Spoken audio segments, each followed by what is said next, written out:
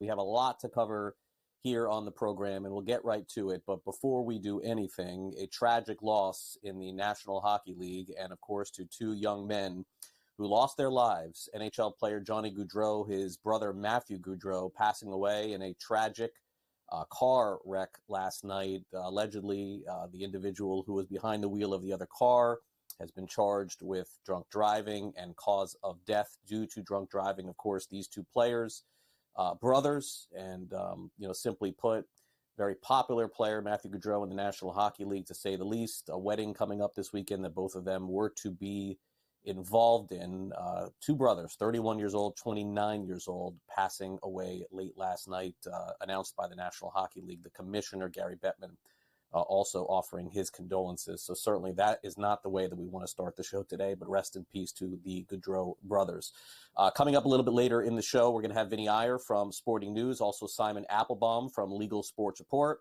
And in addition, we'll cover the very latest going on in everything in the National Football League and, of course, college football as well, which got underway last night. We have some breaking news from the National Football League. Mike McDaniel, ahead of the 2024 NFL season, is signing a contract extension, according to Jeff Darlington, as you see there, through the 2028 NFL season. So this lines him up, obviously, with his quarterback, Tua Tagovailoa, who also signed a contract extension. So Mike McDaniel's job security apparently very safe, signing a deal just before the season, which begins for the Miami Dolphins coming up next Sunday. In addition, last night, some very fun heroics from the University of Colorado, and essentially two players in that game, if we want to be specific, Shedeur Sanders and Travis Hunter. The Buffaloes got all they could handle from North Dakota State last night. In fact, they took a 2-score lead late in the game. North Dakota State came back, but some uncharacteristic play calling, to say the least, at the end of the game, when it looked like Colorado could just run out the clock, started throwing the ball again. Sanders threw for over 400 yards. Hunter caught over 100 yards in receiving as well. But needless to say, the Buffaloes did not cover that game and almost lost the game as well. Their head coach, Coach Prime, Deion Sanders, talking about the way the game ended and seems to be pretty happy with the result. Well, I'm happy. You would love, like I said, you would love to run the ball a little more, but shoot, you got over 500 yards of total offense. I thought, I'm pretty good. I go home, I'm going to sleep good, really good tonight with that. So I'm cool with that. We would like to see a little more balance, but what is balance? Balance is wins, really. That's what balance is. Nobody says nothing when you win. Well, you got to understand, we knew we had a tremendous amount of athletes, that it was going to be tough covering them on the back end. And with the way Shedeur, his accuracy, we knew that was going to be tough on them. We just had to hold them and get stops so we could get the ball. I think they almost tripled us in time of possession in the first half, so we didn't really get the ball much. But we knew that was going to turn once we make the adjustments defensively so that we could get some stops. And that's what we did. But we knew they weren't going to lay down. We wanted to win decisively, and if we wouldn't have given up that last touchdown, it would have looked better. But we're not for looks, man. We the W or the L. That's what you remember. You guys could pick it apart, and you ladies, I apologize, all you want, but you're here for the W or L. Some of you got upset that we got the W. Some of you, I'm really mad that we didn't get the L. So God bless you all. You have to wait again till next week. God bless you.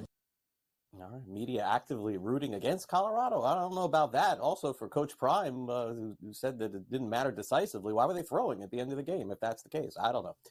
Anyway, right now, by the way, Hunter is now 25-1 to win the Heisman over on the FanDuel Sportsbook. And just keep in mind, he was 40-1.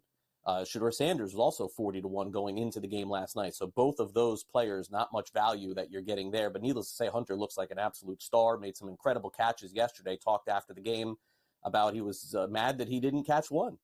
It's funny because he got on me for not catching the one that we called a flag because I told him to throw me the ball no matter what. So he got mad at me. He was like, I don't care, catch the ball. So that one, I just know I had to catch the ball. I had no other choice, no other option. So whatever I had to do to get the ball, I was going to get it. Well, I mean, it was cool, but every incompletion, it hurts me inside a little bit, for sure. Besides the ones, we throw away, get out of trouble. But I'm thankful.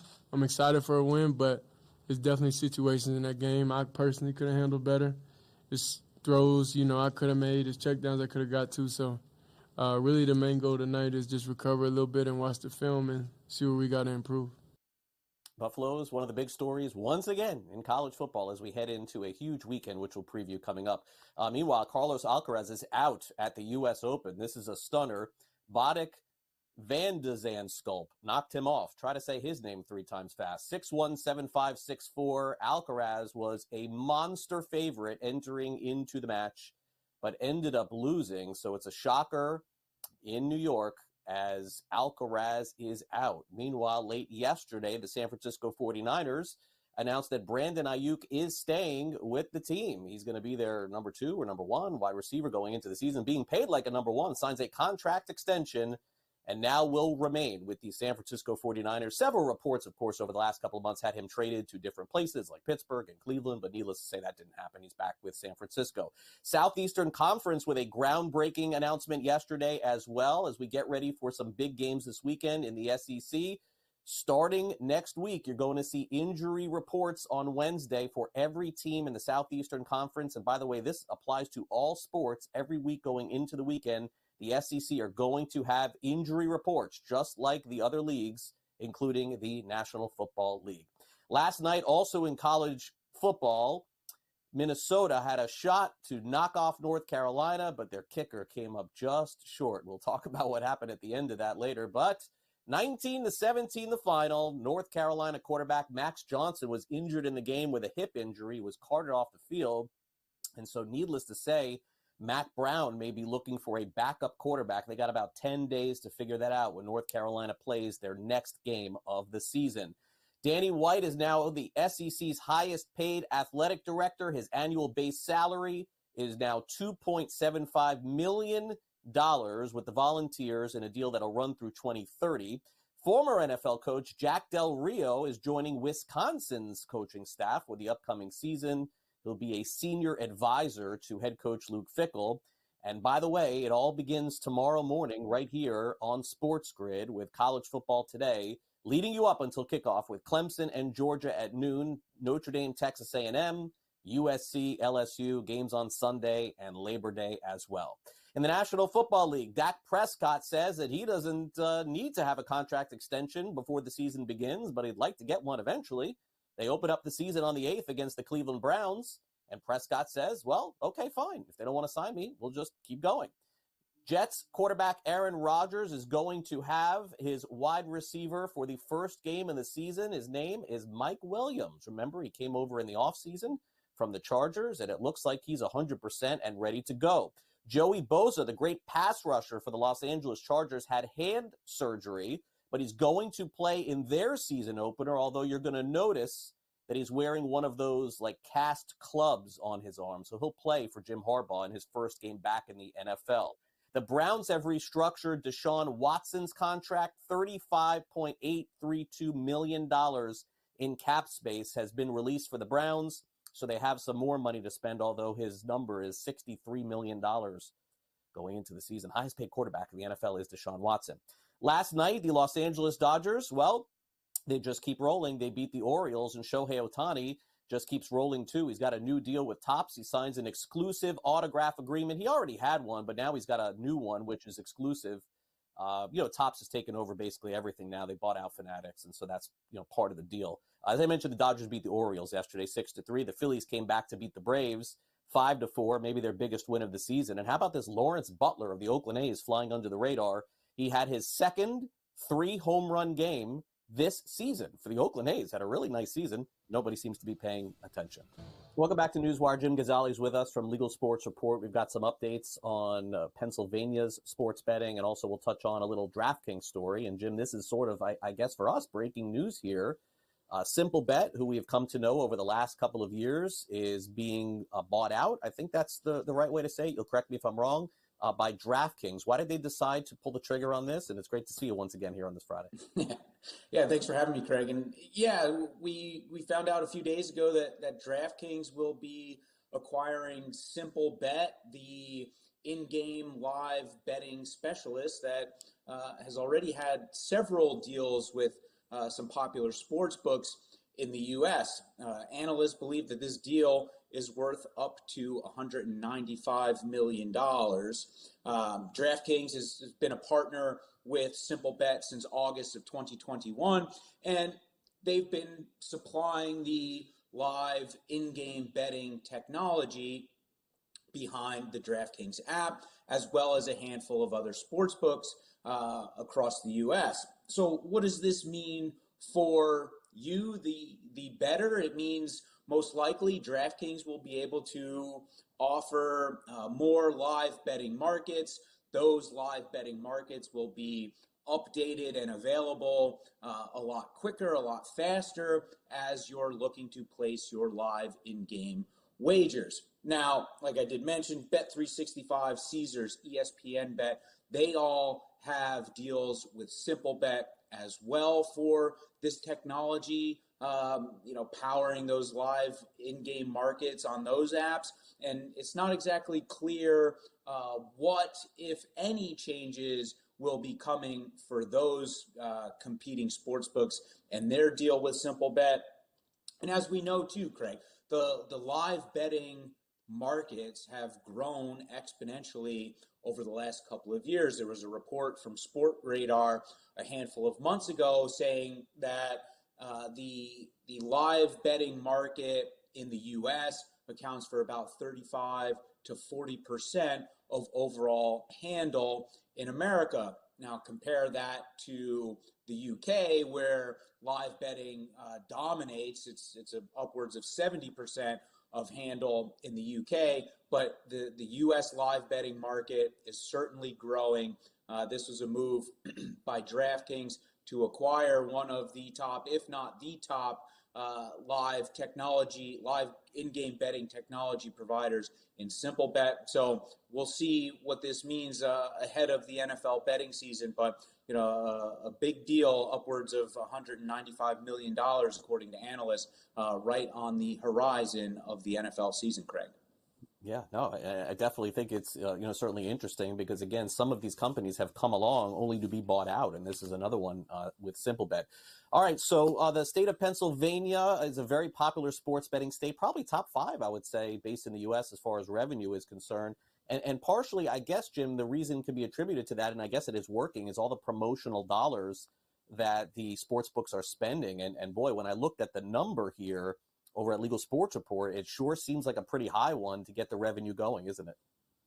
Yeah, and you're absolutely right, Craig. Pennsylvania is one of the larger U.S. sports betting markets. And what struck me in their July report was just how much collectively the online sports books spent on promotions, free bets, bonus bets, odd boost. That seems to go by a variety of different names these days. But they spent $14.2 million on free bets in July, which was nearly double from July of last year.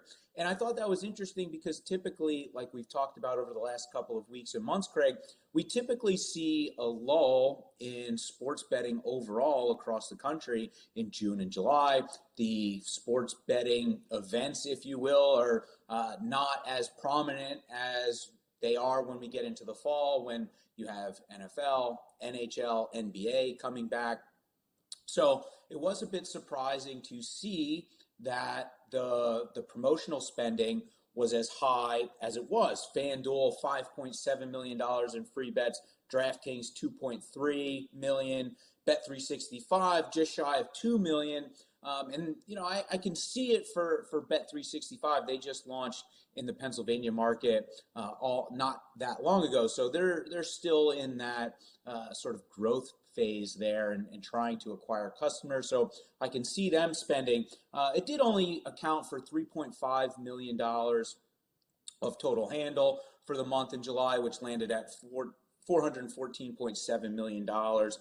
Handle was up over 20%. Revenue was up over 34% year over year in Pennsylvania. So as we're seeing across the country in a lot of markets, just the overall growth is there. Just that promotional spending just kind of jumped off the page at me. Perhaps they're trying to get a jump on the customer acquisition for the NFL season, Craig.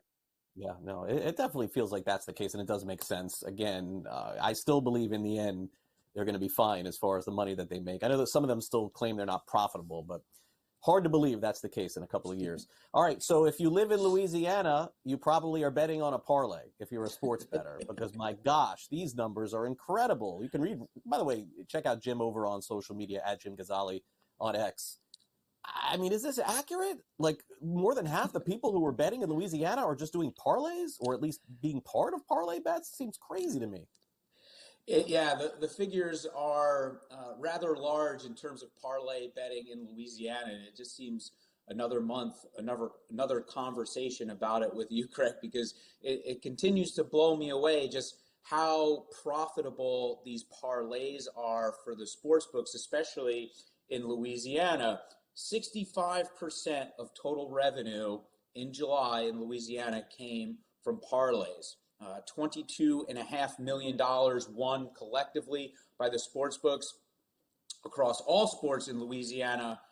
Nearly $15 million of that was from parlays. So they're picking up right where they left off at the end of the last fiscal year, which ended in June, where through that whole prior 12 months, 70% of overall online sports betting revenue came from parlays. And it makes sense for both the player and the sports book. And what I mean by that is we've just seen how, like we were talking about the live betting a few moments ago, Craig, we've seen how parlays have grown and become really the one of the most popular betting options really across the entire landscape.